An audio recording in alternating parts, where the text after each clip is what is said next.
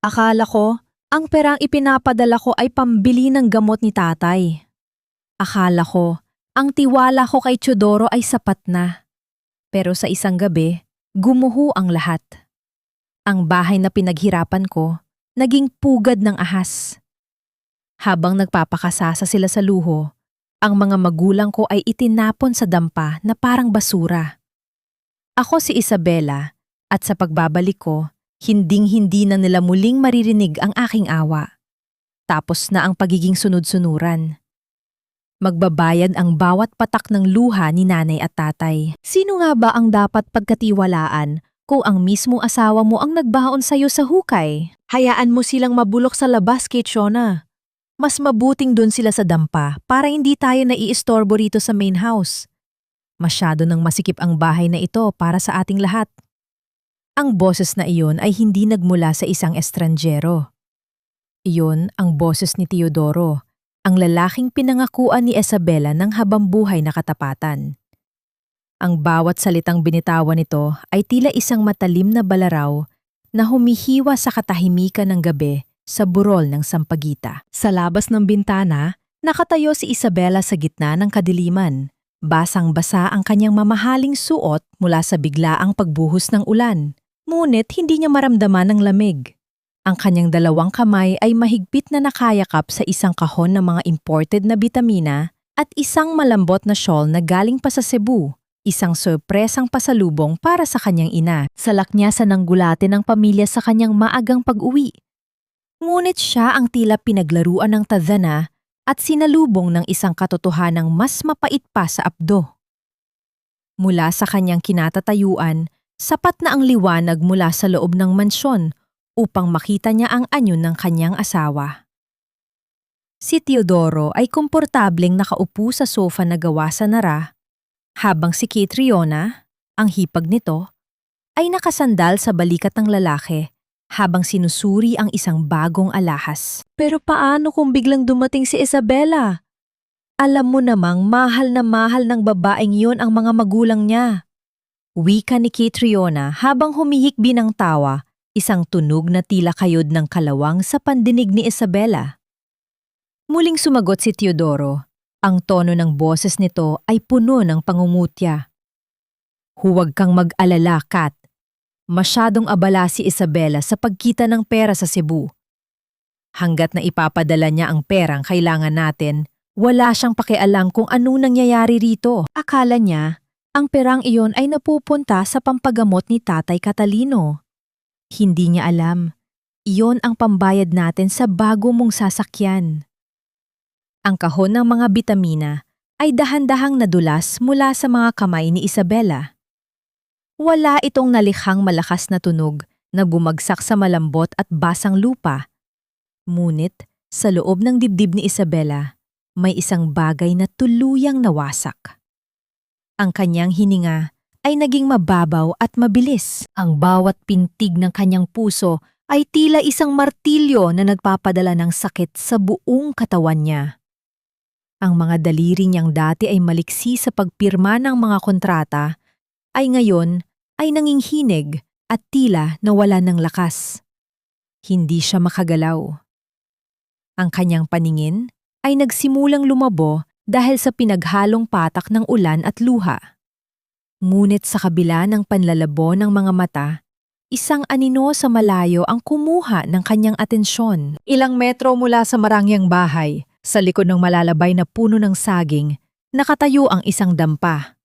Ang bubong nito ay gawa lamang sa kalawanging yero at mga luma at punit-punit na trapal. Doon, sa ilalim ng malamlam na liwanag ng isang gasera, nakita ni Isabela ang isang babaeng nakayuko. Iyon ang kanyang ina, si Nanay Isidora. Ang matanda ay nakaluhod sa basang lupa, pilit na kinukuskos ang isang tumpok ng maruruming damit sa loob ng isang malaking palanggana. Ang bawat pagkilos nito ay mabagal at puno ng hirap. Tila bawat galaw ng mga buto nito ay nagdudulot ng matinding kirot. Sa loob ng dampa, narinig ni Isabela ang sunod-sunod na ubo ni Tatay Catalino, isang tuyo at gumaralgal na tunog na nagpapahiwatig ng malalang karamdaman. Doon ay tuluyang gumuho ang mundo ni Isabela. Ang kanyang mga magulang, ang mga taong nagbigay sa kanya ng lahat, ay itinuring na parang mga basurang itinapon sa gilid ng sarili nilang lupain. Habang siya ay nagpapakapagod sa syudad para bigyan sila ng maginhawang buhay, ang lalaking pinagkatiwalaan niya ay dahan-dahang kinakain ang kanilang danggal. Ang bango ng mga bulaklak ng sampaguita na dati ay nagbibigay sa kanya ng kapayapaan ay ngayon ay tila amoy ng isang mabulok na sumpa. Ang ulan na dumadaloy sa kanyang mukha ay hindi na makahugas sa hapdi ng katotohanan. Nanigas ang kanyang panga at ang kanyang mga mata na kanina ay puno ng lumbay ay dahan-dahang napalitan ng isang malamig at matalim na determinasyon. Tumalikod si Isabela mula sa maliwanag na bintana ng mansyon. Hindi siya pumasok. Hindi siya sumigaw. Hinayaan niyang lamunin siya ng kadiliman ng gabi habang ang kanyang puso ay unti-unting nagiging kasing tigas ng bato. Bakit ang taong pinili mong makasama sa buhay ang siya ring maghuhukay ng iyong libingan? At hanggang saan ang kayang tiisin ng isang anak bago maging isang bagyong wawasak sa lahat? Tumayo si Isabela sa ilalim ng tumutulong ulan, nag-iisa at durog. Ngunit may isang tanong na patuloy na umaalingaw-ngaw sa kanyang isipan. Gaano nga ba kamura ang halaga ng katapatan para sa mga taong ang tanging alam ay kumuha at manira? Anak? Isabela? Ikaw ba talaga yan? Ang boses ni Nanay Isidora ay halos hindi lumabas sa kanyang tuyot na lalamunan. Ang kanyang mga mata na dati ay puno ng ningning sa tuwing pinag-uusapan ang tagumpay ng anak sa syudad, ay ngayon ay puno ng takot at gulat. Dahan-dahang lumapit si Isabela sa loob ng barong-barong, iniingatang hindi tumama ang kanyang ulo sa mababang kisame na gawa sa pinagtagpi-tagping sako ng harina. Ang loob ng dampa ay amoy luma, amoy lupa, at amoy ng unti-unting pagkabulok. Walang kuryente. Ang tanging nagbibigay ng liwanag ay ang maliit na apoy mula sa gasera na sumasayaw sa bawat ihip ng hangin na pumapasok sa mga siwang ng dingding na kawayan. Sa sulok, nakita ni Isabela ang kanyang ama, si Tatay Catalino. Nakahiga ito sa isang manipis at butas-butas na banig. Ang katawan ay tila naging kalansay na lamang na binalot ng kulubot na balat. Nay, bakit kayo nandito? Bakit kayo pumayag na itapon sa lugar na ito? Ang boses ni Isabela ay nanginghinig. Bawat salita ay tila may kasamang dugo mula sa kanyang nadurog na puso. Lumuhod siya sa tabi ng kanyang ina at hinawakan ang mga kamay nito. Ang mga kamay na dati ay malambot, ngunit ngayon ay kasing gasgas na ng balat ng kahoy dahil sa walang tigil na pagtatrabaho. Yumuko si Nanay Isidora, hindi makatingin ng diretsyo sa anak. Ayaw naming maging abala sa inyo ni Teodoro, anak. Sabi ni Catriona, mas makakabuti raw sa tatay mo ang sariwang hangin dito sa bukid. At ang mansyon, kailangan daw ayusin dahil may mga sira na. Huwag kang mag-alala, maayos naman kami rito. Isang mapait na ngiti ang sumilay sa labi ni Isabela. Fresh air? Ang amoy ng amag at ang tulo ng ulan mula sa butas na bubog, ang tinatawag nilang sariwang hangin? Alam niyang ang bawat salitang binitawan ng kanyang ina ay itinanim sa isip nito ni Catriona at Teodoro. Ang kanyang mga magulang ay biktima ng gaslighting. Pinaniwala silang ang sarili nilang paghihirap ay para sa ikabubuti ng lahat. Biglang narinig ni Isabela ang kalabog ng pinto ng dampa na tila may malakas na puwersang nagtulak mula sa labas. Mabilis siyang umurong sa madilim na sulok sa likod ng isang lumang aparador na tanging natirang ari-arya nila. Isidora, nasaan na ang benta ng mga gulay kaninang umaga? Huwag mo sabihing ibinili mo na naman ng gamot para sa asawa mong wala namang pakinabang. Ang boses na iyon ay kay Doña Yolande, ang kanyang binan. Pumasok ang matandang babae na may hawak na payong. Ang mukha ay puno ng pagkamuhi habang tinitingnan ang paligid ng dampa na tila ba ito ay isang kulungan ng hayop. Ang kanyang suot na bestido ay kumikinang sa ilalim ng liwanag ng gasera, isang malupit na kaibahan sa basahang suot ni Nanay Isidora. Madam, pasensya na po. Kailangan lang po talaga ni Catalino ng pampakalma sa ubo niya. Bukas po, lalakasan ko ang paglalako para mabayaran ang upa namin sa lupang ito. Pagmamakaawa ni Nanay Isidora, ang boses ay tila isang batang pinapagalitan. Tumawa si Yolande, isang tunog na puno ng lason. Upa, ang kapal ng mukha mo. Kung hindi dahil sa kabaitan ng anak kong si Teodoro, matagal na kayong nasa kalsada. Akin na yan. Walang pasabing hinablot ni Yolande ang maliit na pitaka na nakatago sa baywang ni Nanay Isidora. Sa lakas ng pagkakaagaw, natumba ang matanda sa sahig na lupa. Sa dilim, naramdaman ni Isabela ang pagbaon ng kanyang mga kuko sa sariling palad. Gusto niyang sumigaw. Gusto niyang sugurin ang binan at ipatikim dito ang lahat ng sakit na nararamdaman ng kanyang ina. Ngunit kailangan niyang magtiis. Isang maling galaw at mawawala ang pagkakataon niyang makuha ang lahat ng ebidensya laban sa kanila. Pinanood ni Isabela kung paano binilang ni Yolande ang ilang pirasong barya at lukot na 20 pesos bago ito lumabas ng dampa habang bumubulong ng masasakit na salita. Nang mawala na ang anino ng binan, mabilis na lumabas si Isabela mula sa pinagtataguan at niyakap ang kanyang inang umiiyak ng tahimik sa sahig. Nay, patawad. Patawad dahil wala ako rito. Bulong ni Isabela. Ang kanyang mga luha ay pumapatak sa balikat ng ina. Huwag kang umiyak, Isa. Ayaw kong makita ka nilang nandito. Mapapagalitan ka ni Teodoro. Sabi ni Nanay Isidora habang pilit na pinapahid ang luha ng anak. Bumalik ka na sa itaas. Magkunwari kang walang alam. Yun lang ang tanging paraan para hindi ka nila saktan. Tumayo si Isabela. Ang kanyang puso ay hindi na lamang durog. Ito ay naging isang nagbabagang uling na handang manunog. Tumingin siya sa kanyang amang, nahihimbing sa gitna ng ubo at sa kanyang inang pilit na nagpapakatatag sa gitna ng kawalan ng katarungan. Hindi, Nay. Tapos na ang panahon ng pagtatago. Bulong ni Isabela sa kanyang sarili habang lumalabas ng dampa patungo sa mansyon. Sa bawat hakbang niya sa putikan, unti-unting nabubuo ang isang plano.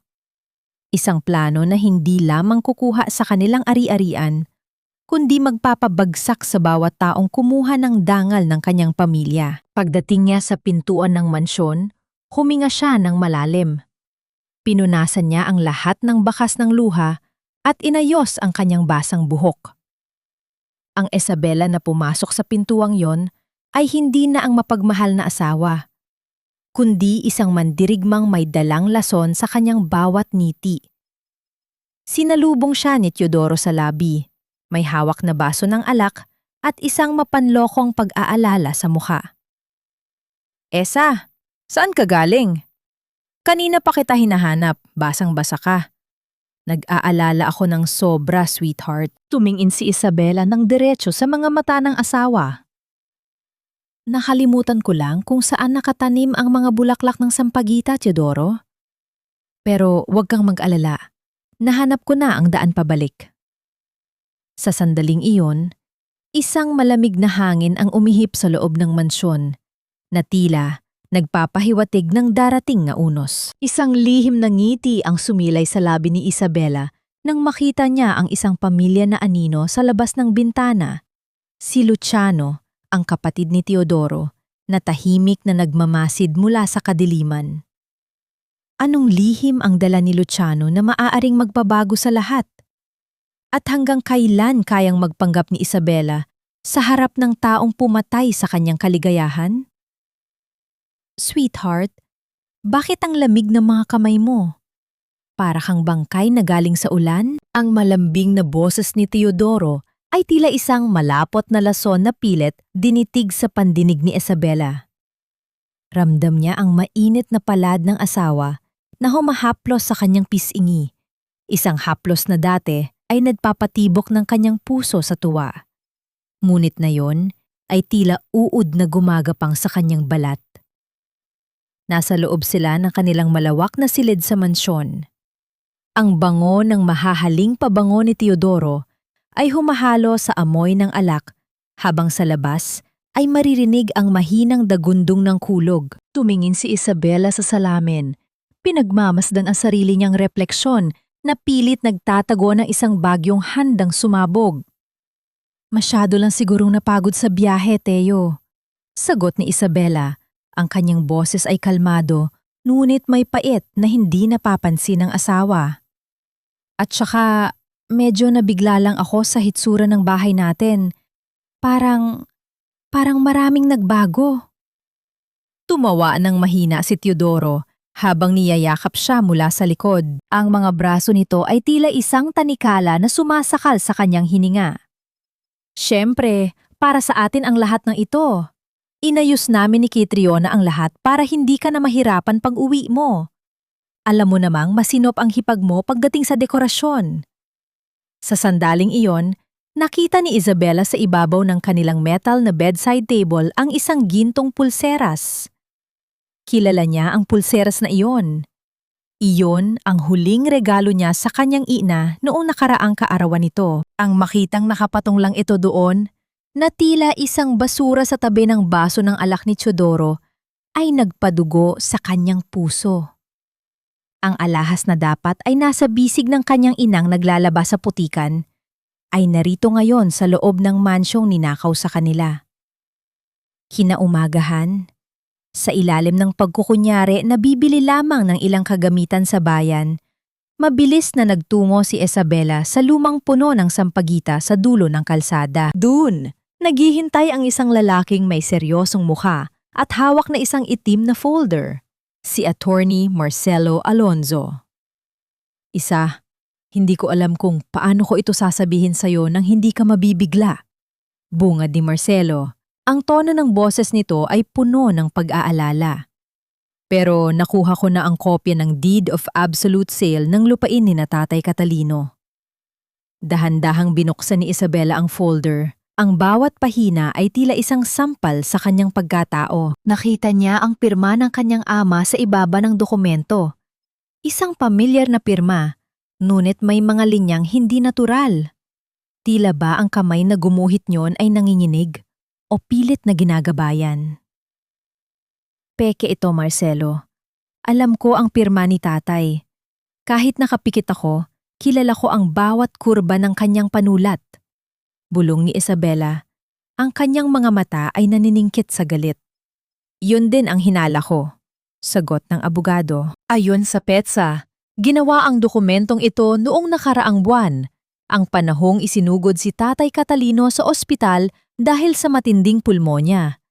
Sa madaling salita, pinapirma nila ang ama mo habang ito ay wala sa sariling ulirat o baka naman ay tuluyang pineke ang lahat. Naramdaman ni Isabela ang paglamig ng kanyang buong katawan. Hindi lamang sila magnanakaw, sila ay mga buitre na naghihintay mamatay ang biktima bago lapain ang bawat bahagi nito. Sina Catriona at Teodoro, hindi sila titigil hanggat hindi nila nakukuha ang huling sentimo na pinaghirapan ko. Hindi lang lupa ang kinuha nila, Isa. Ayon sa record ng bangko na sinuri ko, ang account na inilaan mo para sa pensyon ng mga magulang mo ay inilipat na sa pangalan ni Catriona Villaflor bilang guardian daw ng mga matanda. Ginamit nila ang sakit ng ama mo para ideklara silang hindi na may kakayahang humawak ng sariling pera. Paliwanag ni Marcelo. Isang mapait na tawa ang kumawala sa mga labi ni Isabela. Ang kanyang mga kuko ay binaon niya sa folder hanggang sa mapunit ang papel. Guardian? Sila ang mga lobo na nagbabantay sa tupa? Marcelo, kailangan natin ng matibay na ebidensya na hindi lamang nakasulat sa papel.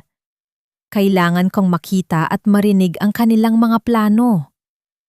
Bago pa makasagot si Marcelo, narinig ni Isabela ang tunog ng gulong ng sasakyan na huminto sa di kalayuan.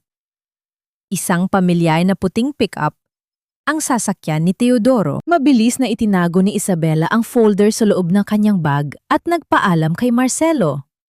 Nagkunwari siyang tinitingnan ang mga bulaklak ng sampagita nang lumapit si Teodoro. Ang mukha nito ay puno ng hinala. Sino ang kausap mo, Esa? Akala ko basa bayan ang punta mo? Tanong ni Teodoro, ang kanyang mga mata ay nanunuri. Ngumiti si Isabela, isang ngiting kasing tamis ng asukal, ngunit kasing talim ng labaha. Si Marcelo lang. Nakita ko siyang naglalakad, kaya kinumusta ko ang pamilya niya. Alam mo naman, kababata natin siya. Hindi sumagot si Teodoro. Sa halip, dahan-dahan nitong iniabot ang kamay at kinuha ang cellphone ni Isabela na nasa ibabaw ng bench. Bakit parang kanina pa may tumatawag sa'yo? Patingin nga. Ang puso ni Isabela ay tila tumigil sa pagtibok. Sa loob ng inbox ng kanyang telepono ay ang mensahe ni Marcelo tungkol sa mga pekeng dokumento. Ang kanyang hininga ay naging mabigat habang pinapanood ang mga daliri ni Teodoro na dahan-dahang pinipindot ang screen ng kanyang telepono. Malaman kaya ni Teodoro na ang kanyang ngayong asawa ay isa ng kaaway na naghihintay lamang ng tamang sandali upang puksain siya. At ano ang gagawin ni Isabela kung sa unang hakbang pa lamang ay mabisto na ang kanyang lihim na plano? Bakit kailangang lagyan ng password ang phone mo, Isa? May itinatago ka ba sa akin? Ang boses ni Teodoro ay mababa, tila isang kulog na nagbabadya ng ulan. Ang kanyang mga daliri ay mariing nakahawak sa cellphone ni Isabela, habang ang kanyang mga mata ay pilit binabasa ang bawat reaksyon sa mukha ng asawa. Sa bawat segundo ng katahimikan, naramdaman ni Isabela ang pagtulo ng malamig na pawis sa kanyang likuran. Ang bawat pintig ng kanyang puso ay tila isang tambol na sumisigaw ng pang-anib. Wala akong itinatago, Teo. Inayos ko lang ang security dahil maraming business files doon. Pilit na sagot ni Isabela, bagamat ang kanyang lalamunan ay tila tinutubuan ng tinik. Dahan-dahan niyang iniabot ang kamay upang kunin ang telepono. Ngunit lalong hinigpitan ni Teodoro ang hawak dito. Bago pa man makapagsalita muli si Teodoro, isang malalim at baritonong boses ang bumasag sa tensyon mula sa likuran nila. Bitawan mo ang phone niya, Teodoro. Hindi mo kailangang maging diktador para lang patunayan na ikaw ang lalaki sa bahay na ito. Sabay na lumingon ang mag-asawa. Doon, sa ilalim ng malabay na puno ng mangga, nakatayo ang isang lalaking may balat na tila hinalikan ng araw sa disyerto. Ang kanyang suot ay simpleng t-shirt na kupas at maong na pantalon. Ngunit ang kanyang tindig ay puno ng awtoridad at galit na kinikimkim. Luciano? Bulong ni Isabela. Ang pangalang yon ay tila isang matamis ngunit masakit na alaala na biglang nagkabuhay. Isang mapanirang tawa ang kumawala sa mga labi ni Teodoro. Inilagay niya ang telepono sa kanyang bulsa at hinarap ang kapatid. Ang itim na tupa ng pamilya ay nagbalik na. Akala ko ba ay wala ka ng balak bumalik mula sa Dubai pagkatapos kang palayasin ni nanay? Hindi na tinag si Luciano. Humakbang siya palapit. Ang bawat pagdapat ng kanyang bota sa tuyong dahon ay lumilikha ng tunog na tila babala. Bumalik ako dahil narinig ko ang mga kabulastugang ginagawa niyo rito. Akala niyo ba ay hindi makakarating sa akin ang balitang itinapon niyo sina Tatay Catalino sa dampa? Wala kang pakialam sa pamamalakad ko rito, Luciano. Ako ang panganay. Ako ang nagpapatakbo ng hasyenda. Sigaw ni Teodoro, ang kanyang mukha ay namumula na sa galit. At ikaw, Isabela? Pumasok ka sa loob. Nayon na! Nang ininig ang mga kamay ni Isabela, ngunit bago pa siya makakilos, mabilis na humarang si Luciano sa pagitan nila. Ang kanyang katawan ay nagsilbing pader na nagpoprotekta kay Isabela mula sa matalim na tingin ni Teodoro. Huwag mong pagbuhatan ng boses ang asawa mo, Theo, lalo na't wala kang karapatang magmalinis. Ang malamig na sabi ni Luciano. Isa, iwan mo muna kami. Ako na ang bahala rito.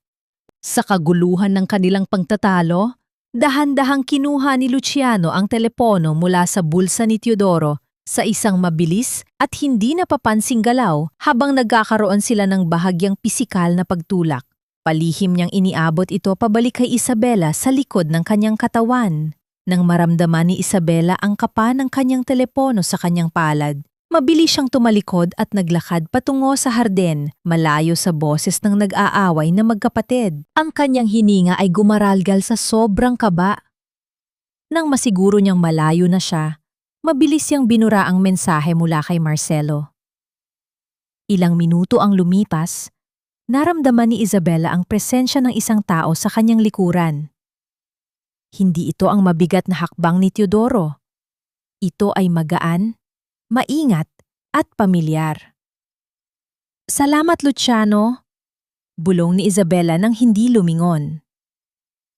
"Hindi mo kailangang magpasalamat, Isa. Ginagawa ko ito dahil iyon ang tama," sagot ni Luciano. Huminto siya sa tabi ng babae.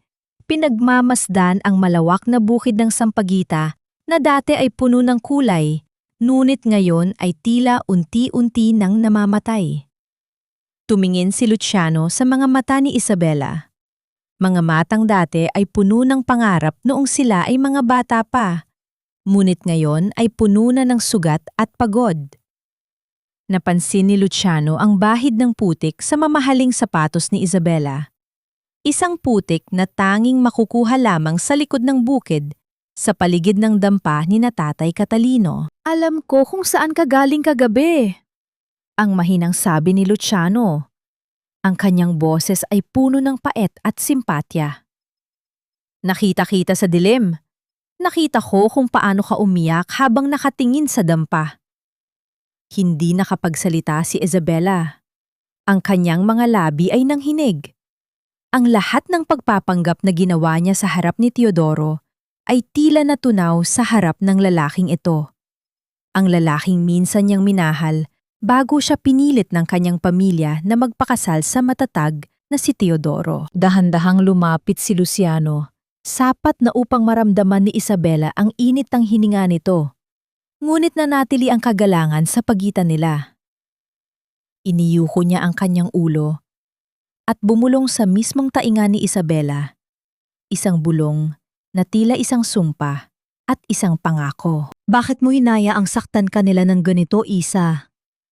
Bakit mo hinaya ang maging bilanggo ka sa sarili mong mansyon?" Ang tanong na iyon ay umalingaw-ngaw sa isipan ni Isabela. Tila isang paulit-ulit na tunog ng kampana na nagpapagising sa kanyang natutulog na diwa. Hindi niya magawang sumagot. Ang tanging nagawa niya ay ang mapahawak ng mahigpit sa kanyang dibdib, kung saan ang sakit ay tila isang buhay na nilalang na nagpupumiglas kumawala. Sino nga ba ang mas nakakatakot?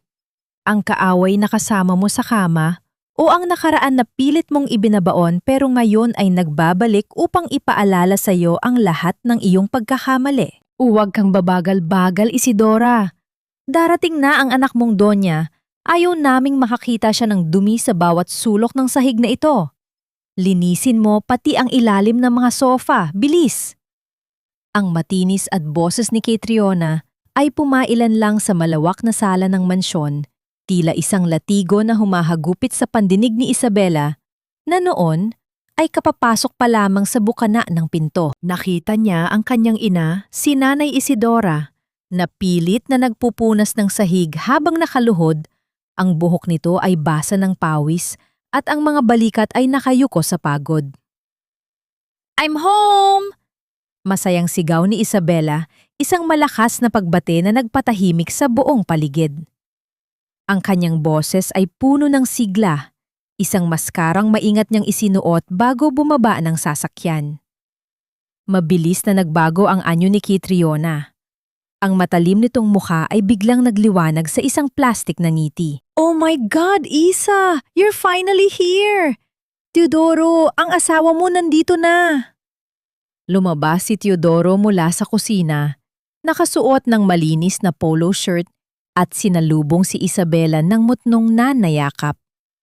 Habang nakasubsob ang mukha ni Isabela sa balikat ng asawa, nakita niya sa likod nito ang kanyang ina na dahan-dahang tumayo at pilit na itinago ang basahang hawak sa likod ng katawan. Ang mga mata ng kanyang ina ay puno ng lungkot, Tila humihingi ng tawad dahil kailangan nitong maging alipin sa sariling bahay ng anak. "Missed you so much, sweetheart," bulong ni Teodoro. Ramdam ni Isabela ang kulo ng kanyang dugo, ngunit nanatili siyang kalmado. Ang bawat haplos ng asawa ay tila isang malapot na putik na nais niyang hugasan agad. "Naku, Isa, pasensya ka na kung medyo magulo. Itong si Nanay Isidora kasi na pumilit na maglinis dito sa main house. Sabi ko naman sa kanya, doon na lang siya sa labas magpahinga pero ayaw makinig." Pagmamayabang ni Yolande habang pababa ng hagdan, bit-bit ang isang baso ng iced tea. Tumingin si Isabela kay Nanay Isidora pagkatapos ay kay Yolande. Ang kasinungalingan ay tila isang makapal na usok sa silid. "Ayos lang po, Tita Yolande. Alam niya naman si Nanay, hindi mapakali kapag walang ginagawa. Pero Nay, sapat na yan. Magpahinga na kayo sa dampa, ay sa guest room niyo pala." Nagkakatinginan sina Catriona at Teodoro. Isang mabilis na sulyap ng pagkataranta ang dumaan sa kanilang mga mata. "Ah, Isa, ang totoo niyan. Medyo may sira kasi ang aircon sa guest room, kaya doon muna sila sa likod para mas presko." Mabilis na paliwanag ni Catriona. Tumango si Isabela. Kunwari ay naniwala. "I see. Anyway, I brought gifts for everyone." Inilabas ni Isabela ang mga mamahaling regalo. Para kay Catriona, isang eleganteng vase na gawa sa kristal. Para kay Yolande, isang antigong figurine. At para kay Teodoro, isang bagong relo. Ang hindi nila alam, sa loob ng vase at sa mga maliliit na palamuti ng figurine ay may mga nakatagong pinhole cameras, ang kanyang mga mata at tainga na magmamasid sa kanila bawat minuto. Nang sumapit ang gabi, nagkunwari si Isabela na mahimbing nang natutulog sa tabi ni Teodoro. Nang maramdaman niyang malalim na ang hininga ng asawa, dahan-dahan siyang bumangon at kinuha ang kanyang tablet. Binuksan niya ang secret application na konektado sa mga kamera.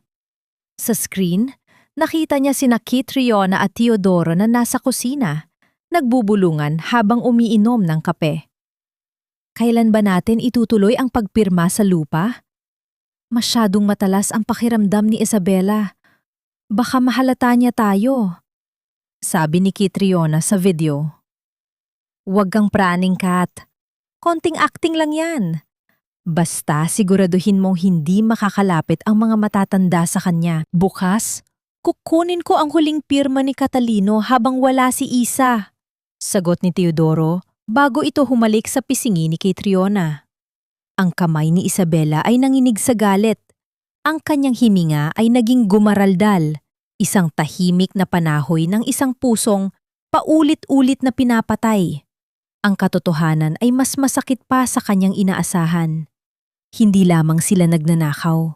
Sila ay namumuhay sa isang malaking kasinungalingan sa loob mismo ng kanyang tahanan. Dahil sa sobrang emosyon, lumabas muna si Isabela ng silid upang uminom ng tubig.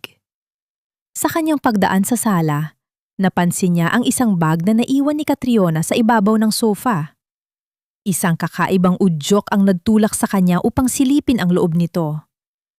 Hinalungkat niya ang mga gamit, lipstick, resibo, at isang maliit na velvet pouch. Nang buksan niya ang pouch, tila tumigil ang pag-ikot ng mundo ni Isabela. Doon, sa loob ng pouch ni Catriona, ay ang kanyang sariling engagement ring, ang singsing na ibinigay sa kanya ni Teodoro, 10 taon na ang nakalilipas, na akala niya ay nawala niya noong nakaraang buwan. Ang singsing na simbolo ng kanyang sumpa ng pag-ibig ay nasa pag-aari na ng babaeng unt-unting nagnanakaw ng kanyang buhay. Ang kanyang puso ay tila pinipiga ng isang dambuhalang kamay. Ang bawat alaala ng kanilang kasal ay naging isang madilim na biro. Napaupo si Isabela sa sahig, ang singsing ay mahigpit niyang hawak sa kanyang palad hanggang sa bumaon ang mga diamante nito sa kanyang balat. Ngunit wala siyang maramdamang hapdi. kundi ang pamamanhid ng kanyang buong pagkatao. Hanggang saan ang kayang nakawin ng isang tao bago nila tuluyang maubos ang kaluluwa ng kanilang biktima? At ano ang gagawin ni Isabela na yung hawak na niya ang pinakamalaking ebidensya ng pagtataksil ng kanyang asawa? Isang tanong ang nanatiling nakasabit sa malamig na hangin ng sala. Sino pa ba ang totoo sa bahay na ito? Kung ang mismong singsing sa iyong daliri ay kaya nilang hubarin nang hindi mo nalalaman. Luhod! Sabi ko lumuhod ka! Bigi ka na ba? Matanda ka? Ang boses ni Catriona ay tumataginting sa loob ng mansyon. Mas matalas pa sa kidlat na gumuguhit sa madilim na langit ng hapon. Sa loob ng kanyang silid, nakaupo si Isabela sa gilid ng kama. Ang kanyang mga mata ay nakapako sa screen ng kanyang tablet. Ang kamera na itinago niya sa loob ng mamahaling vase sa sala ay malinaw na ipinapakita ang bawat detalye ng nagaganap na kalupitan. Nakita ni Isabela ang kanyang ina, si Nanay Isidora, na nanginginig ang mga tuhod habang dahan-dahang bumababa sa malamig na sahig na gawa sa tisa. Ang dahilan? Natapon lamang ni Catriona ang kanyang baso ng pulang alak sa sahig at pilit niyang pinapalinis ito sa matanda gamit ang sarili nitong suot na damit. "Huwag po, madam. Ang damit na ito. Ito po ang huling regalo sa akin ng anak ko bago siya umalis." Pagmamakaawa ni Nanay Isidora, ang boses ay gumaralgal sa takot at sakit. Ang tinutukoy ng matanda ay ang simpleng blusa na binili ni Isabela noong unang buwan niya sa Cebu. Kupas na ito. Ngunit para kay Nanay Isidora, iyon ang kanyang pinakaimportanteng kayamanan. "Wala akong pakialam sa basahang yan. Punasan mo ang alak na yun din." Sigaw ni Catriona sabay tadyak sa palanggana ng tubig na malapit sa matanda. Sa screen, nakita ni Isabela kung paano tumalsik ang tubig sa mukha ng kanyang ina. Ang kanyang hininga ay tila tumigil. Ang kanyang mga kuko ay bumaon sa gilid ng tablet hanggang sa mamuti ang kanyang mga daliri. Gusto niyang sumigaw. Gusto niyang tumakbo pababa at isampal kay Catriona ang bawat sentimo ng perang ibinabayad niya rito. Ngunit nanatili siyang hindi gumagalaw. Ang kanyang buong katawan ay nanginginig sa sobrang pagsisikap na pigilin ang sarili. "Tiis, Isa. Konting tiis na lang." Bulong niya sa kanyang sarili habang ang mga luha ay mabilis na dumadaloy sa kanyang mga pisngi. Ang bawat luhang pumatak ay puno ng pait at pagsisisi. Ang miyamai ng tadhana ay tila isang malupit na biro. Ang sahig na nililinis ng kanyang ina habang nakaluhod ay binili gamit ang perang pinaghirapan ni Isabela. Ang bahay na tinuturing ni Catriona na sarili niya ay pundasyon ng pawis at dugo ng mga Monteverde. Habang nagaganap ang pang-aapi sa loob ng mansyon, lumipat ang paningin ni Isabela sa isa pang screen. Ang kamera sa likod ng bukid. Doon, sa ilalim ng malakas na buhos ng ulan, nakita niya ang isang anino na pilit naglalakad sa gitna ng maputik na lupain. Iyon ang kanyang ama, si Tatay Catalino. Sa kabila ng matinding ubo at panghihina, pilit itong nagbubungkal ng lupa gamit ang isang kalawanging dulos. Bakit siya nandoon? Narinig ni Isabela ang boses ni Teodoro sa kabilang linya ng radyo na itinago rin niya.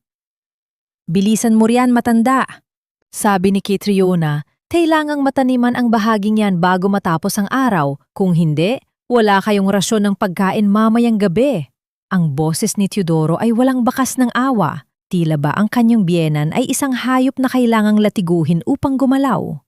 Pinanood ni Isabela ang kanyang ama. Nakita niya ang bawat gumaralgal na paghinga nito, ang bawat pag-ubo na nagpapayuko sa tuyot nitong katawan. Ang ulan ay tila nagiging isang mabigat na pasanin sa balikat ng matanda. Sa isang sandali, huminto si Tatay Catalino. Humawak siya sa kanyang dibdib. Ang kanyang mukha ay namula sa hirap at pagkatapos ay naging maputla na tila papel. "Tay, wag! Tumayo ka riyan, Tay!" Bulong ni Isabela. Ang kanyang tinig ay halos hindi marinig sa tindi ng kaba. Dahan-dahang lumuhod si Tatay Catalino sa putikan. Ang dulos na hawak niya ay nalaglag sa lupa. Ang kanyang mga mata ay tumingala sa langit, tila naghahanap ng huling hininga bago tuluyang bumagsak ang kanyang katawan sa gitna ng mga tanim na sampagita. Ang kanyang mukha ay nabaon sa basang lupa at ang ulan ay patuloy na bumubuhos sa kanyang walang malay na anyo. Sa loob ng mansyon, narinig ni Isabela ang malakas na tawa ni Catriona habang pinapanood ang kanyang inang patuloy na naglilinis ng sahig sa ilalim ng kanyang mga paa. Ang kaibahan ng tunog ng tawa at ang katahimikan ng kamatayan sa labas ay tila isang kutsilyong paulit-ulit na sumasaksak sa kaluluwa ni Isabela. Hindi na nakapagpigil si Isabela. Binitawan niya ang tablet at mabilis na tumayo. Ang kanyang puso ay tumitibok ng mabilis, tila isang ibon na nagpipilit kumawala sa hawla. Hindi na mahalaga ang ebidensya, hindi na mahalaga ang plano. Ang buhay ng kanyang ama ay nakasalalay sa bawat segundo. Ngunit bago pa siya makarating sa pinto, bumukas ito at pumasok si Teodoro. May hawak itong tuwalya at nakangiti ng nakakaloko. "Sweetheart, saan ka pupunta? Ang lakas ng ulan sa labas, baka magkasakit ka," sabi ni Teodoro habang humaharang sa daan. Tumingin si Isabela sa asawa. Sa unang pagkakataon, hindi niya naitago ang apoy sa kanyang mga mata. "Tumabi ka, Teodoro. Huwag mo akong susubukan ngayon." "Bakit ka ba nagmamadali? Relax ka lang. May mahalaga pa tayong pag-uusapan tungkol sa business mo sa Cebu." Patuloy ni Teodoro. Ang kanyang boses ay tila isang pader na pilit siyang kinukulong. Sa labas, ang dagundong ng kulog ay tila isang sigaw ng katarungan. Ang bango ng sampagita ay humahalo sa amoy ng basang lupa. Isang amoy na magpapaalala kay Isabela sa buong buhay niya tungkol sa gabing ito. Magagawa bang isakripisyo ni Isabela ang lahat ng kanyang pinagplanuhan para sa kaligtasan ng kanyang ama? O huli na ba ang lahat para sa matandang lalaking tanging pagmamahal lamang ang ibinigay sa kanyang anak? Isang katanungan ang naiwan sa gitna ng baha at putik. Hanggang kailan mananatiling tahimik ang katarungan kung ang bawat patak ng ulan ay tila luha ng mga inapi? "Dito ka lang, Isabela. Masyadong maputik sa labas para sa iyong mamahaling sapatos. Baka madumihan ang iyong magandang imahe bilang isang matagumpay na businesswoman." Ang bawat salita ni Teodoro ay tila isang pader ng yelo na nakaharang sa pintuan. Habang hinahawakan niya ang braso ni Isabela, ramdam ng babae ang panginginig ng kanyang sariling kalamnan. Sa screen ng kanyang isipan, paulit-ulit na bumabalik ang imahe ng kanyang ama na nakasubsob sa putikan. Ang bawat segundo ng pagkaantala ay tila isang hatol ng kamatayan. "Bitawan mo ako, Teodoro! Hindi mo ba nakikita? May nangyayari sa labas!" Bulyaw ni Isabela, pilit na kumakawala sa mahigpit na pagkakahawak ng asawa. "Wala kang dapat ipag-alala. Ang mga trabahador ay sanay na sa ulan. Huwag kang masyadong emosyonal, sweetheart. Hindi yan nakakatulong sa negosyo." Malamig na sagot ni Teodoro. Ang kanyang mga mata ay walang kahit na anong bahid ng malasakit. Ngunit bago pa makasagot si Isabela, ang pintuan sa likuran nila ay biglang bumukas ng malakas. Pumasok ang hangin na may kasamang amoy ng basang lupa at ang mabigat na presensya ng isang taong puno ng galit. Doon, sa bukana ng pinto, nakatayo si Luciano. Ang kanyang suot ay punit-punit at basang-basa, ngunit ang kanyang mga bisig ay may dalang isang mahalagang pasanin. Bit-bit ni Luciano ang walang malay na katawan ni Tatay Catalino. Ang putik mula sa bukid ay kumakapit sa damit ni Luciano at dumadaloy pababa sa mamahaling carpet ng mansyon. "Anong ginawa niyo?" Ang sigaw ni Luciano ay tila isang kulog na nagpayanig sa buong sala. "Hinayaan niyo siyang mamatay sa gitna ng bukid habang kayo ay nagkakape rito? Luciano, Anong karapatan mong pumasok dito nang ganyan ang hitsura? Bulyaw ni Teodoro. Ngunit bakas ang kaba sa kanyang boses nang makita ang anyo ng kanyang binan. Mabilis na nakawala si Isabela sa pagkakahawak ni Teodoro. Tumakbo siya patungo kay Luciano at lumuhod sa basang sahig. Hinawakan niya ang malamig na muka ng kanyang ama. Tay, gising! Luciano, dalhin natin siya sa loob, sa guest room, bilisan mo! Sa gitna ng kaguluhan, habang inilalagay ni Luciano si Tatay Catalino sa higaan, nagtama ang paningin nila ni Isabela. Isang sulyap na puno ng sakit, pag-unawa at isang lihim na pangako. Sa sandaling iyon, alam ni Isabela na si Luciano lamang ang tanging taong maaari niyang pagkatiwalaan sa loob ng pugad ng mga ahas na ito. Nang makalabas na si Teodoro upang tawagin ang isang doktor na kakampi nila, naiwan sina Isabela at Luciano sa tabi ng kama. Ang tanghing naririnig ay ang mabigat na paghinga ni Tatay Catalino at ang patak ng ulan sa bintana. Salamat, Luciano. Kung hindi dahil sa iyo, hindi natapos ni Isabela ang kanyang sasabihin dahil sa bara sa kanyang lalamunan. Ginawa ko ang dapat, Isa. Pero kailangan mong malaman ang totoo. Bulong ni Luciano, ang kanyang boses ay puno ng pait. Hindi lang basta pagmamalupit ang ginagawa nila. Noong nandoon ako sa Dubai, may nakuha akong impormasyon.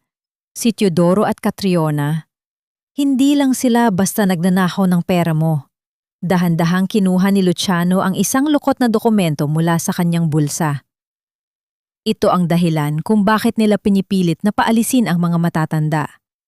May isang malaking korporasyon na gustong bilhin ang Burolang Sampaguita para gawing resort, pero hindi nila maibenta ang lupa hanggat buhay si Tatay Catalino at hindi siya pumipirma sa huling pagsasalin ng titulo.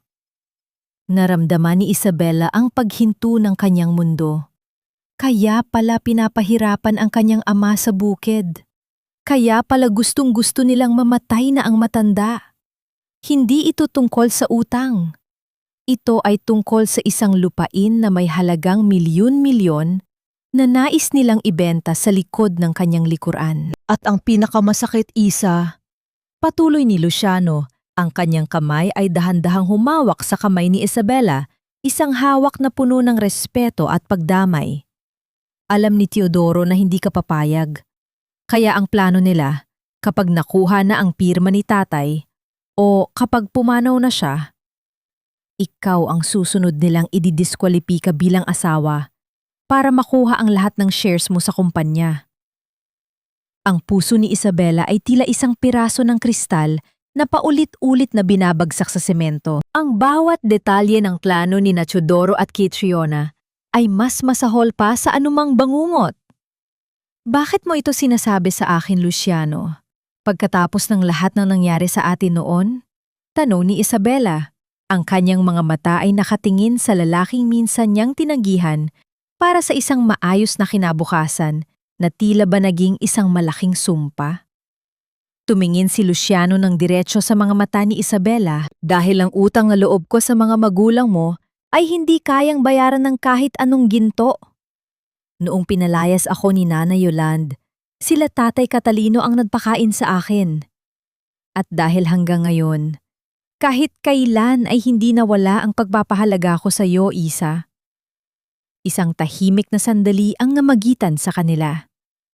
Ang bango ng sampagita mula sa damit ni Luciano ay humahalo sa amoy ng medisina sa silid. Ito ang simula ng kanilang lihim na alyansa, isang alyansang binuo mula sa abo ng nakaraan at ang nagbabagang galit sa kasalukuyan. Ngunit bago pa sila makapagplano ng higit pa, narinig nila ang mahinang ubo ni Tatay Catalino. Dahan-dahang imulat ng matanda ang kanyang mga mata at sa kanyang labi ay may lumabas na isang mahinang salita na nagpayanig sa buong pagkatao ni Isabela. Ang liham, Isabela, nasa ilalim ng altar. Tumingin si Isabela kay Luciano. Anong liham ang tinutukoy ng kanyang ama? At ano ang nilalaman nito na maaaring maging huling alas nila laban sa kasamaan ni Teodoro at kay Triona? Isang bagong banta ang sumulpot nang marinig nila ang mabilis na hakbang ni kay Triona patungo sa silid. Teodoro, nasaan ang susi ng vote? Bakit bukas ang drawer mo? Nagkatinginan ng dalawa. Ang oras ay unti-unti nang nauubos. Magagawa ba nilang mahanap ang liham bago pa mabulgar ang kanilang pag-uusap? Sayang naman ang lupang ito kung mauuwi lang sa wala, Teodoro. Balita ko, may malaking investment account si Tatay Catalino na tanging siya lang ang nakakaalam ng access. Pero dahil sa kalagayan niya ngayon, baka mabao na lang yon sa limot. Maingat na binitawan ni Isabela ang mga salitang yon habang dahan-dahang naglalagay ng asukal sa kape ni Teodoro. Ang kanyang boses ay tila isang malambot na himig, ngunit sa loob nito ay may nakatagong lason. Sa kabila ng hapagkainan, nakita niya ang biglang pagtigin ni Triona sa paghiwa ng kanyang steak. Ang mga mata nito ay nanlaki, tila isang hayop na nakakita ng malaking biktima. Account? Anong account ang sinasabi mo, Isa? Wala namang nababanggit sa amin ang mga matanda tungkol dyan. Mabilis na tanong ni Triona. Ang kanyang boses ay puno ng pilit na pagkamausisa. Mumiti si Isabela. Isang ngiting, tila walang malay. Narinig ko lang kay tatay noong isang gabi habang nagdedeliryo siya. Ang sabi niya, ang perang iyon ay para daw sa tunay na tagapagmana ng burol ng Sampaguita. Akala ko nga ay alam niyo na dahil kayo ang laging nag-aalaga sa kanila. Sulyapan ang naganap sa pagitan ni Teodoro at Triona. Isang sulyap na puno ng hinala at kasakiman. Ito ang layunin ni Isabela. Ang itanim ang binhi ng pagdududa. Gusto niyang isipin ni Teodoro na baka may itinatago si Triona sa kanya at nais niyang isipin ni Triona na kailangan niyang unahan si Teodoro sa kayamanang ito. Pagkatapos ng almusal, habang ang lahat ay abala sa kani-kanilang mga plano, mabilis na nagtungo si Isabela sa maliit na altar sa sulok ng mansyon. Ito ang altar na dati ay puno ng mga sariwang bulaklak ng Sampaguita, ngunit ngayon ay tila napabayaan na at balot ng alikabok. Manginginig ang kanyang mga kamay habang dahan-dahang kinakapa ang ilalim ng kahoy na altar. Ang bawat tibok ng kanyang puso ay tila isang babala. Doon, sa isang lihim na siwang sa pagitan ng sahig at pundasyon ng altar, naramdaman niya ang isang piraso ng papel. Dahan-dahan niyang hinila ang isang luma at naninilaw na sobre. Sa labas nito ay nakasulat ang pangalan niya sa pamilyar na sulat kamay ng kanyang ama. Sa loob ng sobre ay may isang liham isang dokumento na tila ba ay matagal nang itinago. Anak, kung nababasa mo ito, patawarin mo ako. Hindi ko nasabi sa iyo na ang lupang ito ay hindi kailanman naging ari-ariya ng mga kwintana. Ito ay pamana ng iyong lolo sa iyong ina lamang. Ang lahat ng dokumentong ipinapakita nila ay bunga ng pagnanakaw sa aking pirma noong gabing nilasing nila ako. Naramdaman ni Isabela ang pag-agos ng mainit na luha sa kanyang mga pisingi. Ang bawat salita ng kanyang ama ay tila isang saksak sa kanyang puso. Ang lahat ng hirap na dinanas ng kanyang mga magulang ay dahil sa isang malaking kasinungalingan. Ngunit bago pa niya matapos basahin ang liham, narinig niya ang tunog ng pagbukas ng pinto. Mabilis niyang itinago ang liham sa loob ng kanyang damit nang pumasok si Nanay Isidora. Ang matanda ay tila mas lalong nanghina. Ang mga balikat nito ay bagsak at ang mukha ay puno ng matinding pighati. Isa, anak, kailangan mo nang umalis dito. Bulong ni Nanay Isidora. Ang boses ay tila isang hanging naghihingalo. Narinig ko silang nag-uusap sa kusina. Si Triona. Parang may balak siyang masama. Sabi niya, masyado nang matagal ang proseso. Gusto na niyang tapusin ang lahat. Anong ibig mong sabihin, Nay? Tanong ni Isabela. Ang kaba sa kanyang dibdib ay lalong tumindi. Ang pagkain, ang sabaw na ibinibigay nila sa akin at sa tatay mo. May kakaibang amoy, Esa. At kanina, nakita ko si Catriona na may hawak na maliit na bote ng gamot na hindi naman galing sa doktor. Ang panghinginig ng boses ng kanyang ina ay sapat na upang malaman ni Isabela ang panganib. Huwag mo na kaming alalahanin, anak. Ang mahalaga ay ligtas ka. Tumakas ka na habang may pagkakataon pa. Hinalikan ni Isabela ang mga kamay ng ina. Hindi, Nay. Hindi ako aalis nang wala kayo. Magtitiis tayo ng konti pa. Malapit na ang katapusan nila. Nang gabi ring iyon, sa pamamagitan ng kamera na itinago niya sa kusina, napanood ni Isabela ang isang eksenang ng patindig ng kanyang balahibo. Nakita niya si Catriona na nakatayo sa tapat ng kaldero ng supas na nakalaan para sa mga magulang ni Isabela. Walang ibang tao sa paligid. Ang tanging naririnig ay ang mahinang kulo ng sabaw sa ibabaw ng apoy. Dahan-dahang kinuha ni Catriona ang isang maliit na bote mula sa kanyang bulsa. Ang kanyang mga mata ay tila nagliliyab sa kasamaan habang dahan-dahang itinutulo ang isang malapot at madilim na likido sa loob ng kaldero. Konting tulog na lang, mga matatanda, para hindi na kayo maging hadlang sa yaman namin. Bulong ni Catriona sa screen, isang bulong na tila galing sa impyerno. Napahawak si Isabela sa kanyang lalamunan. Ang kanyang buong katawan ay nanigas sa takot. Alam niyang kung hindi siya kikilos ngayon, ang supas na iyon ang magiging huling pagkain ng kanyang mga magulang. Ngunit sa sandaling iyon, biglang bumukas ang pinto ng kusina at pumasok si Teodoro. Ano yan, Kat? Bakit ka nagluluto ng ganitong oras? Nagulat si Catriona at mabilis na itinago ang bote sa likod ng kanyang katawan. Wala, Theo. Pinagluluto ko lang si Nanay Isidora para lumakas sila agad. Isang matalim na ngiti ang sumilay sa labi ni Teodoro. Isang ngiti na tila nagsasabing, alam niya ang lihim na ginagawa ng hipag, ngunit wala siyang balak pigilan ito. Sa screen, nakita ni Isabela ang paglapit ng kanyang ina patungo sa kusina upang kunin ang pagkain. Ang bawat hakbang ni Nanay Isidora ay tila isang hakbang patungo sa sarili nitong libingan. Magagawa ba ni Isabela na pigilan ang kanyang ina nang hindi nabubunyag ang kanyang mga kamera? O ito na ba ang huling gabi ng kanyang pamilya sa ilalim ng kamay ng mga mamamatay taong ito? Isang tahimik na panalangin ang sumabog sa isipan ni Isabela. Panginoon, huwag mo pong hayaang manalo ang kasamaan. Nay, huwag mo kainin yan! Ang sigaw ni Isabela ay umalingaw-ngaw sa pasilyo bago pa man niya tuluyang marating ang kusina. Ang kanyang mga paa ay mabilis na humahakbang sa malamig na sahig.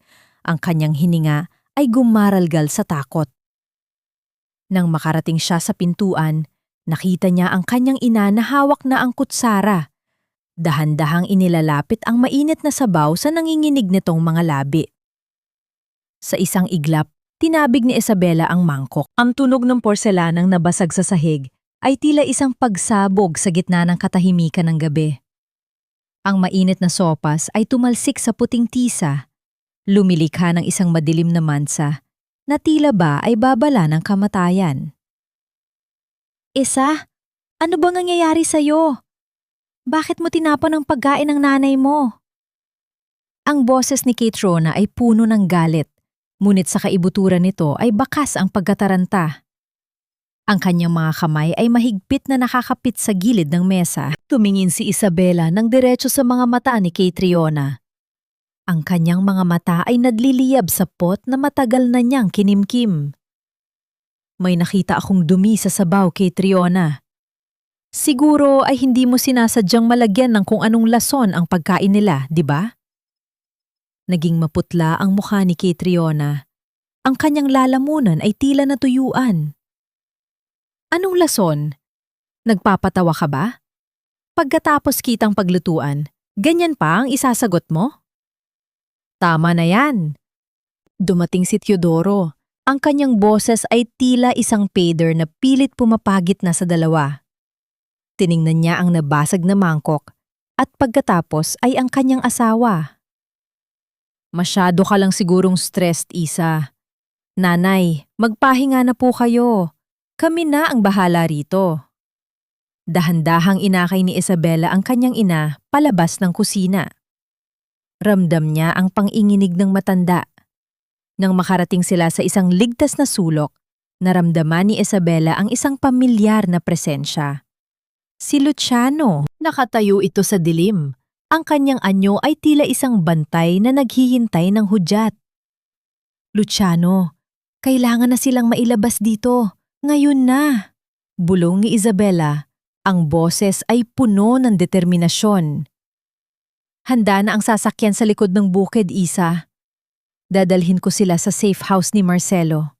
Sagot ni Luciano. Sa ilalim ng malamlam na liwanag, dahan-dahang hinawakan ni Luciano ang balikat ni Isabela.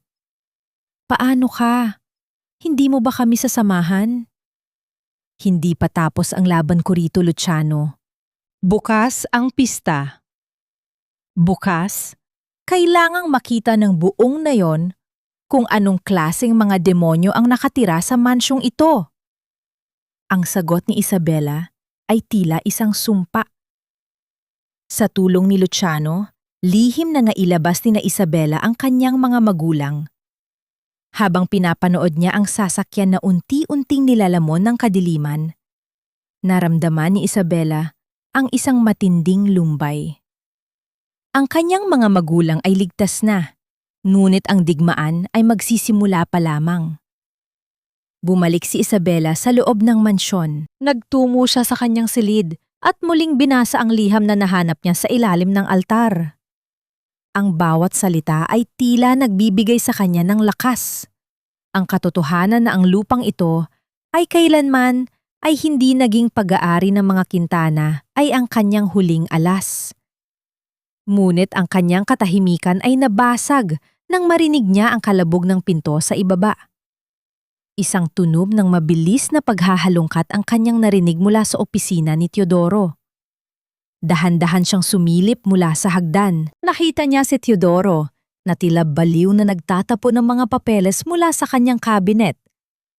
Ang kanyang mukha ay puno ng matinding galit. Nasaan na yun? Kitriona! Nakita mo ba ang folder ng titulo? Sigaw ni Teodoro. Wala rito, Teo. Akala ko ba ay itinago mo sa safe? Sagot ni Catriona na noon ay hinihingal na rin sa kaba. Isang malamig na ngiti ang sumilay sa labi ni Isabela. Ang folder na hinahanap nila ay nasa loob na ng bag ni Marcelo, ngunit ang kanyang ngiti ay biglang naglaho nang makita niyang huminto si Teodoro at tumingin sa direksyon ng hagdan. Ang mga mata ni Teodoro ay nanlilisik. Tila, isang hayop na nakatunog sa panganib, dahan-dahan siyang naglakad patungo sa kinaroroonan ni Isabela. Ang bawat hakbang nito sa kahoy na hagdan ay lumilika ng isang mabigat na tunog na tila ba ay hatol ng kamatayan. Isa, sweetheart, bakit hindi ka pa natutulog? Tanong ni Teodoro. Ang kanyang boses ay tila isang malapot na lason. At bakit parang wala na ang mga magulang mo sa kanilang silid? Naramdaman ni Isabela ang paglamig ng kanyang buong katawan. Ang kanyang hininga ay tumigil. Ang kanyang kamay ay mahigpit na nakahawak sa rehas ng hagdanan. Nasa bakuran lang sila, Teodoro. Nagpapahangin. Pilit na sagot ni Isabela. Bagamat alam niyang hindi na naniniwala ang asawa. Huwag mo akong lokohin. Biglang sinunggaban ni Teodoro ang braso ni Isabela. Ang kanyang mukha ay ilang pulgada na lamang mula sa mukha ng babae. Alam ko ang ginagawa mo. Alam ko ang pakikipag-alyansa mo sa walang kwenta kong kapatid. Nasaan ang mga dokumento? Sa gitna ng tensyon, narinig nila ang tunog ng isang sasakyang huminto sa labas. Ngunit hindi ito sasakyan ni Luciano. Ito ay ang sasakyan ng mga kinatawa ng korporasyong gustong bumili ng lupa. Ang mga taong inaasahan ni na Theodoro na magbibigay sa kanila ng milyon-milyong piso sa gabering iyon. Theodoro, narito na sila! Kailangan na nating pirmahan ang kontrata! Sigaw ni Kitro na mula sa ibaba. Tumingin si Theodoro kay Isabela, isang matalim at mapanganib na tingin. Hindi pa tayo tapos, Iza. Kapag nakuha ko ang perang yon, titiyakin kong hinding-hindi mo na makikita ang liwanag ng araw. Iniwan ni Teodoro si Isabela na nanginginig sa hagdan. Ngunit, ang hindi alam ni Teodoro, ang kontratang pipirmahan niya ay hindi ang pagbebenta ng lupa, kundi ang isang dokumentong maglalagay sa kanya sa likod ng mga rehas. Habang naglalakad si Teodoro patungo sa sala upang harapin ang mga buyer, mabilis na kinuha ni Isabela ang kanyang telepono. Isang mensahe ang kanyang ipinadala. Handa na ang lahat. Simula na ang operasyon. Sino ang mga taong dumating sa mansyon? At magagawa ba ni Isabela na panindigan ang kanyang tapang hanggang sa huling sandali ng paghuhukom? Isang tanong ang nanatiling nakalutang sa gitna ng kadiliman. Sa gitna ng pera at kasakiman, may halaga pa ba ang buhay ng taong dati mong tinawag na asawa? Itaas ang inyong mga baso para sa tagumpay ng pamilya Quintana at para sa bagong mukha ng burol ng Sampaguita. Ang boses ni Catriona ay pumailan lang sa gitna ng malawak na bakuran ng mansyon, humahalo sa masayang tugtugin ng banda ng barangay. Nakasuot siya ng isang makinang na pulang bestido, tila isang reyna na nagdiriwang sa gitna ng piyesta. Sa tabi niya, si Teodoro ay nakangiti ng malapad, habang hawak ang isang mamahaling bote kuaalak, tila nakalimutan na ang tensyon kagabi. Ang paligid ay puno ng mga taga na yon. Ang amoy ng lechon, mga bulaklak ng Sampaguita ay humahalo sa malamig na simoy ng hangin. Ngunit sa gitna ng katuwaan, isang malamig na presensya ang dahan-dahang lumapit sa entablado. Si Isabela. Nakasuot siya ng isang simpleng puting barot saya, walang alahas, walang kolorete, ngunit ang kanyang tindig ay mas matayog pa sa anumang mansyon. Ang kanyang boses, nang magsimula siyang magsalita ay hindi malakas, ngunit sapat upang patigilin ang musika at patahimikin ang buong nayon. Isang masayang piyesta sa inyong lahat, simula ni Isabela.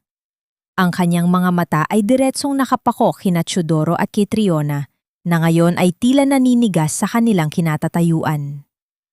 Narito tayo upang ipagdiwang ang kasaganaan ng lupang ito. Ngunit paano natin maipagdiriwang ang isang bagay na itinayo sa ibabaw ng kasinungalingan at luha ng mga matatanda? Esa, anong pinagsasabi mo? Lasing ka ba?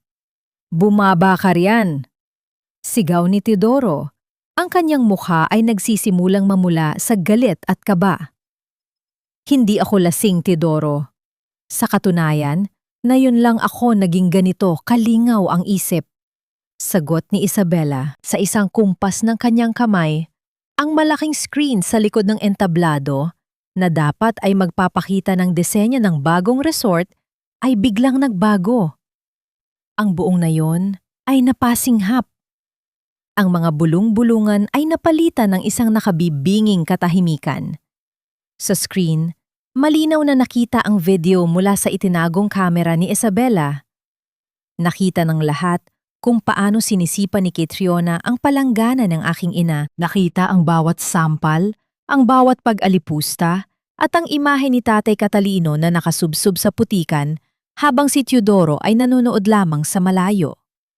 Ang tunog ng mga pagmamakaawa ni Nanay Isidora ay umalingaw-ngaw sa bawat sulok ng bakuran, tila isang sumpa na bumabalot sa pamilya Quintana. Yan ba ang tagumpay na ipinagmamalaki nyo? Tanong ni Isabela. Ang kanyang boses ay nanginginig sa kinimkim na pighati. Ang pagnanakaw sa sarili nating mga magulang? Ang pagpalsipika ng mga dokumento para lamang maibenta ang lupang hindi sa inyo? Peke ang video na yan! Inimbento mo lang yan para sirain kami. Sigaw ni Kaytrona. Ang kanyang boses ay matinis at puno ng desperasyon. Mga kapitbahay, huwag kayong maniwala sa kanya. Ngunit huli na. Ang hiya, ang matinding kahihiyan sa harap ng lipunan ay tila isang malaking alon na lumunod sa kanila. Ang mga taga na yon, na dati ay humahanga sa kanilang yaman, ay ngayon ay tumitingin sa kanila ng may pagkamuhi. Ang mga bulong ng walang hiya at hayop sa kasamaan ay nagsimulang mamuo sa karamihan. Lumapit si Attorney Marcelo at ang barangay captain. Bit-bit ang mga orihinal na titulo at ang liham ng pagtatapat ni Tatay Catalino. Teodoro, Catriona, mayroon kaming mga dokumentong nagpapatunay ng inyong pagnanakaw at panluloko. Ang bawat pirma niyo sa kontrata ng resort ay walang bisa dahil ang lupang ito ay nananatiling pag-aari ng mga Monteverde.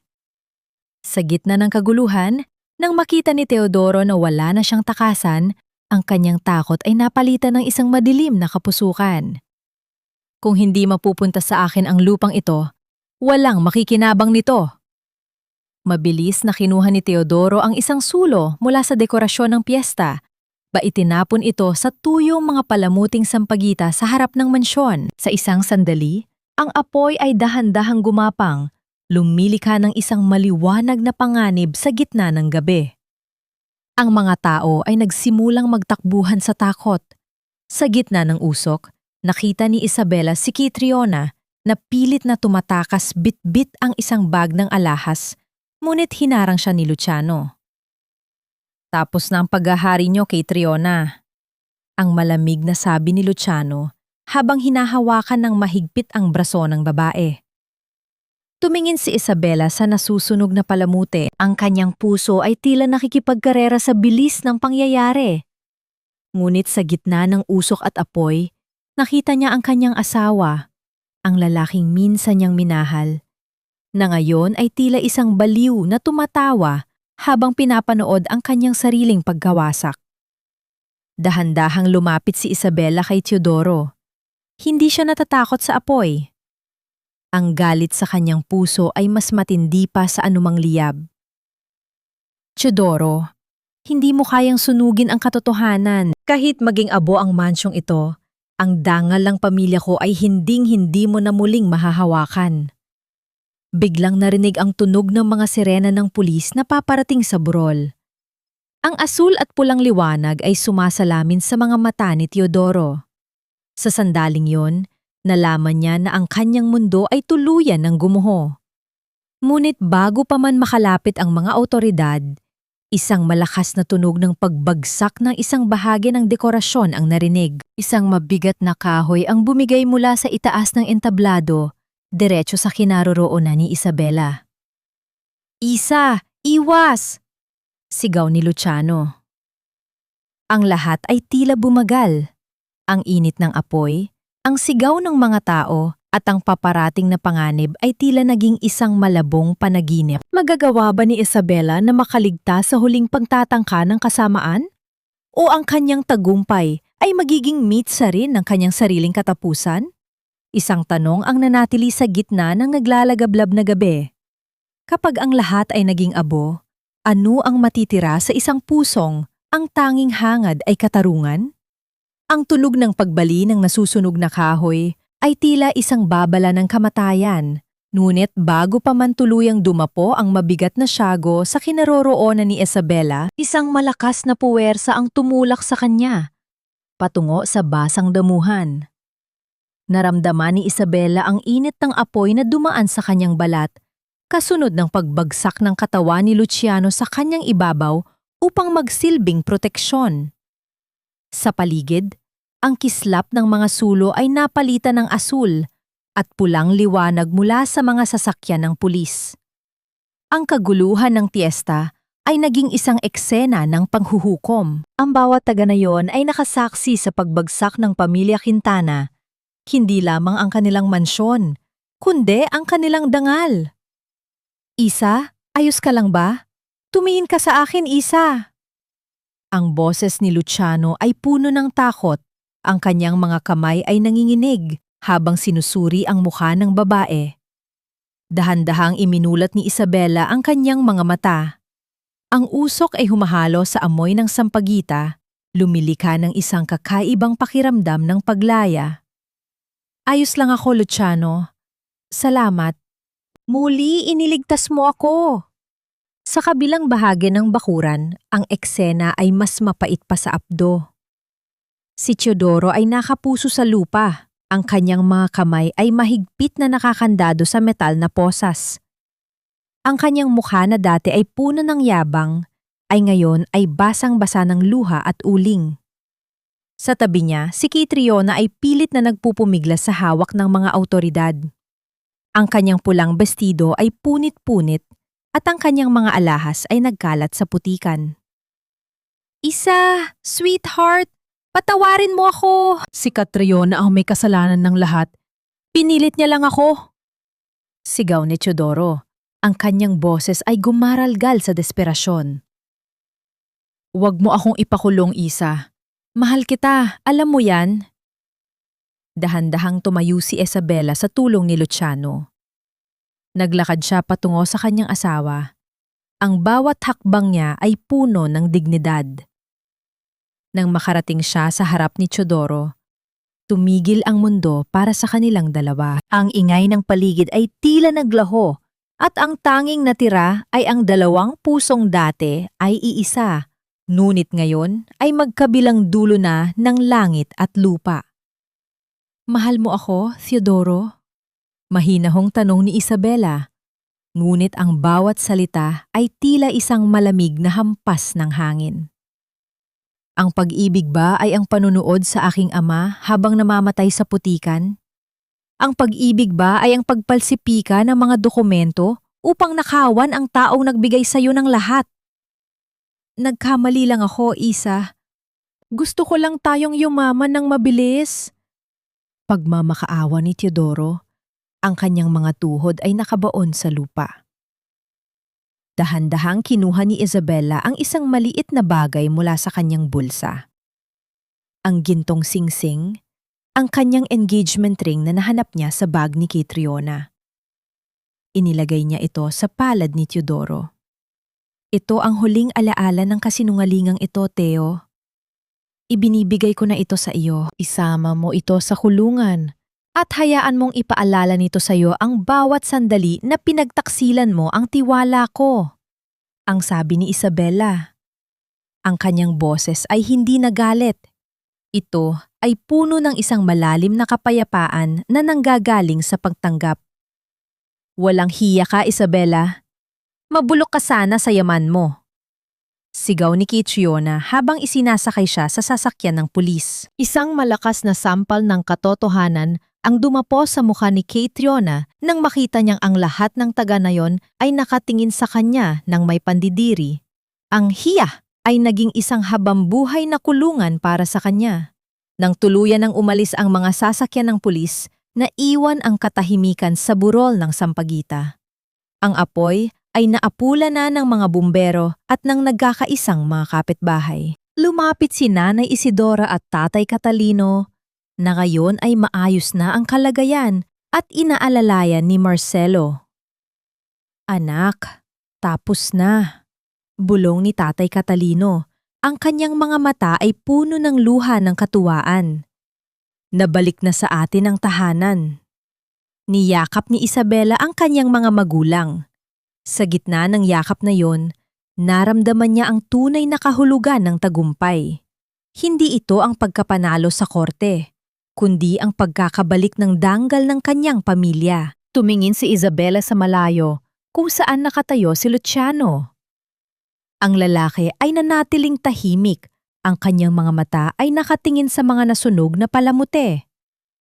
May bahid ng lungkot sa kanyang anyo, dahil kahit nakuha ang katarungan, ang kanyang sariling pamilya ang siyang nawasa. Lumapit si Isabela kay Luciano. Luciano, ano ang susunod para sa iyo? Siguro ay kailangan ko munang ayusin ang sarili kong buhay, Isa. Ang sakit ng katotohanan ay tila isang sugat na kailangang linisin bago gumaling. Sagot ni Luciano, ang kanyang boses ay pulo ng katapatan. Ngunit lagi mong tandaan, nandito lang ako sa dulo ng bukid kung kailangan mo ng tulong sa pagtatanim muli ng mga sampagwita. Isang maliit na ngiti ang sumilay sa mga labi ni Isabela. Ang katarungan ay nakamit na, ngunit ang daan patungo sa pagpapatawad, sa sarili at sa nakaraan ay nagsisimula pa lamang. Sa likod nila, ang mansyon ng mga Monteverde ay nananatiling nakatayo. Marahil ay may mga mansa ng usok at putik, ngunit sa ilalim ng liwanag ng papalabas na buwan, tila ba ito ay isang dambuhalang saksi sa isang kwento ng katapangan, pagmamahal, at ang muling pagbangon mula sa abo. Ang sikat ng araw sa umagang yon ay tila may dalang kakaibang haplos. Mainit, banayad, at puno ng pag-asa. Wala na ang madilim na usok ng nakaraang buwan. Ang mansyon ng mga Monteverde na dumaan sa masusing paglilinis at pagbabasbas ay muling humihinga. Ang bawat sulok na dati ay naging saksi sa kasakiman ni Teodoro at Catriona ay ngayon ay pinalitan na ng mga sariwang bulaklak at ang malayang pagpasok ng hangin mula sa dalampasigan ng Bohol. Nakatayo si Isabela sa balkonahe, pinagmamasdan ang malawak na lupain na muling nagiging luntian. Hindi na lamang ito isang ari-arian, ito ay isang pamanang nabawi sa pamamagitan ng luha at tapang. Anak, handa na ang agahan.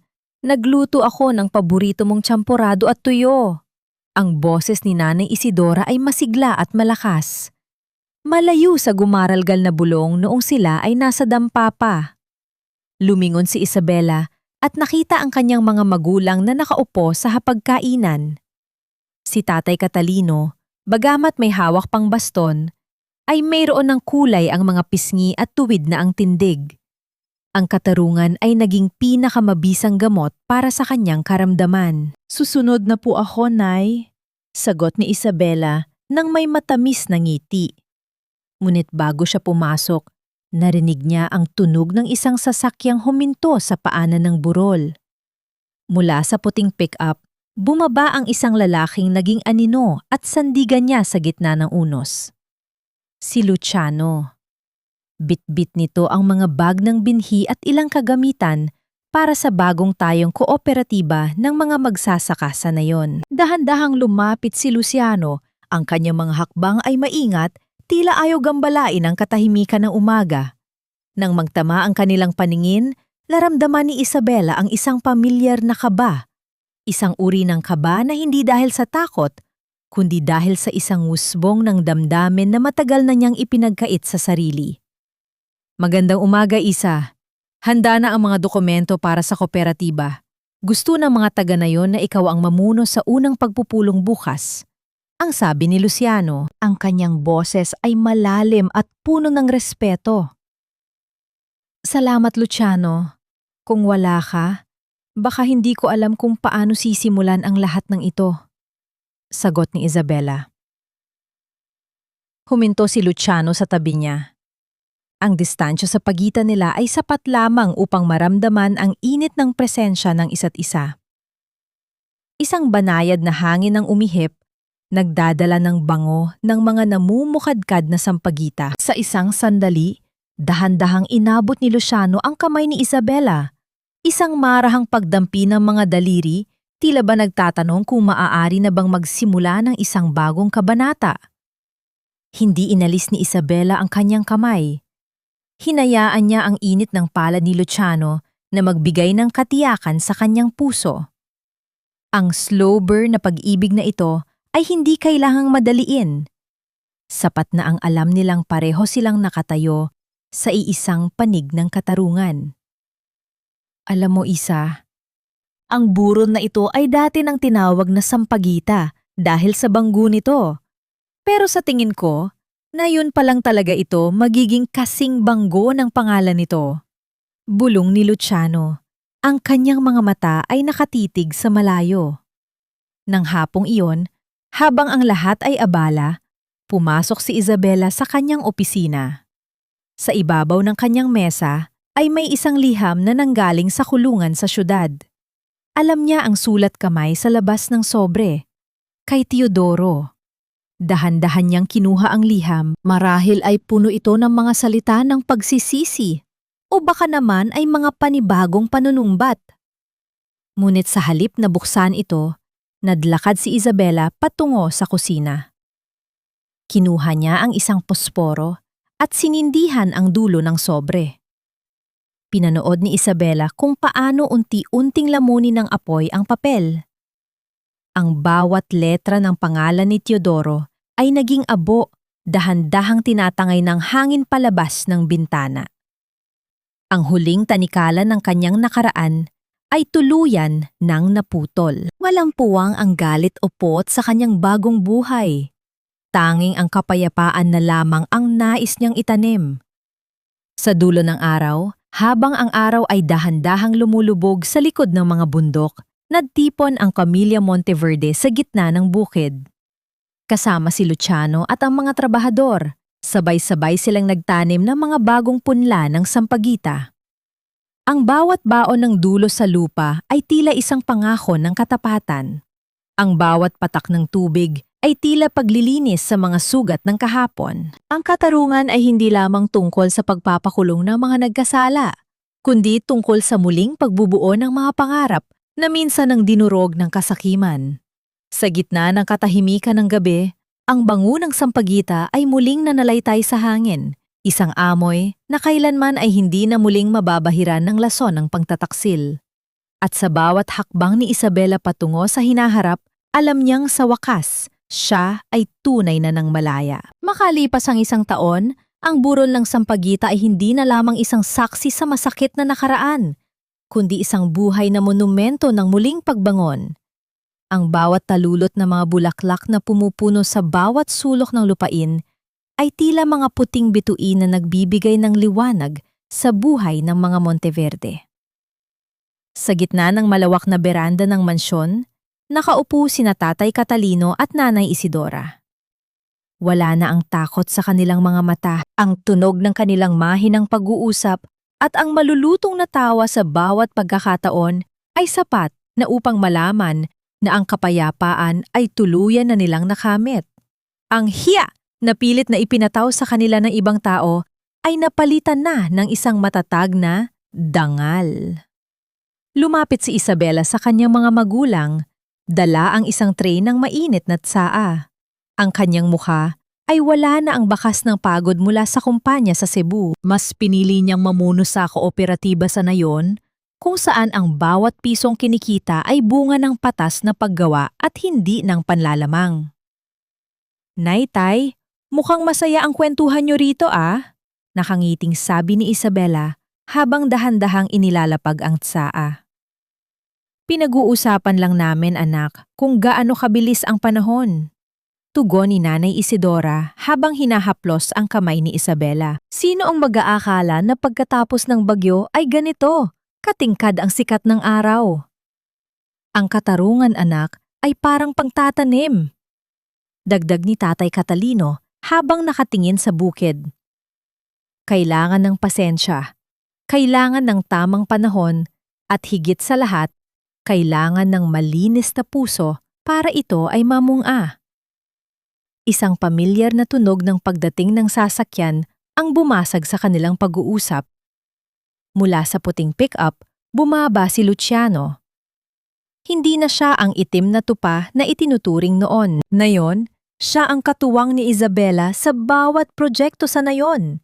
Higit sa lahat, siya ang lalaking nagpatunay na ang pag-ibig ay hindi nasusukat sa mga mabulaklak na salita, kundi sa katapatan ng pananatili sa tabi mo sa gitna ng iyong pinakamadilim na sandali. Dahan-dahang lumapit si Luciano kay Isabela. Sa harap ng kanyang mga magulang, maingat niyang kinuha ang kamay ni Isabela at pinagsalikop ang kanilang mga daliri. Walang kailangang sabihin, ang init ng kanilang mga palad ay sapat ng pangako para sa kinabukasan. Handa na ang mga bagong binhi para sa susunod na taniman, Isa. Bulong ni Luciano. Ang kanyang mga mata ay puno ng paghanga at pag-asa. Salamat, Luciano. Handa na rin ako. Sagot ni Isabela. Isang sagot na higit pa sa usapin ng pangsasaka ang kahulugan. Napatawad na ba ni Isabela si Teodoro? Marahil, ang pagpapatawad ay hindi ang paglimot sa sakit, kundi ang pagpili na hindi nahayaan ang sakit na yon na diktahan ang kanyang buhay.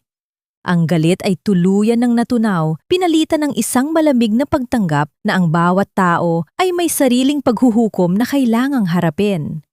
Ang bayhawk na iniwan ng kwentong ito ay simple, ngunit malalim. Ang tunay na yaman ay hindi matatagpuan sa laki ng mansyon o sa dami ng ginto sa loob ng vault. Ang tunay na yaman ay ang lakas ng loob na protektahan ang mga taong nagbigay sa atin ng buhay, ang katarungang ipinaglalaban ng may danggal, at ang pag-ibig na handang maghintay hanggang sa muling bumango ang bawat bulaklak ng sampagita. Sa dulo ng lahat, natagpuan ni Isabela ang sagot sa kanyang mga katanungan. Hindi siya nabigo dahil siya ay nasaktan. Siya ay nagtagumpay dahil sa kabila ng pagkakadurog, nagawa niyang muling buiin ang kanyang sarili para sa mga taong tunay na nagmamahal sa kanya. Habang unti-unting lumulubog ang araw sa burol ng sampagita, ang bango ng mga bulaklak ay muling nanalaytay sa hangin. Isang amoy ng kalayaan, isang amoy ng katarungan, at isang amoy ng isang payapang bukas.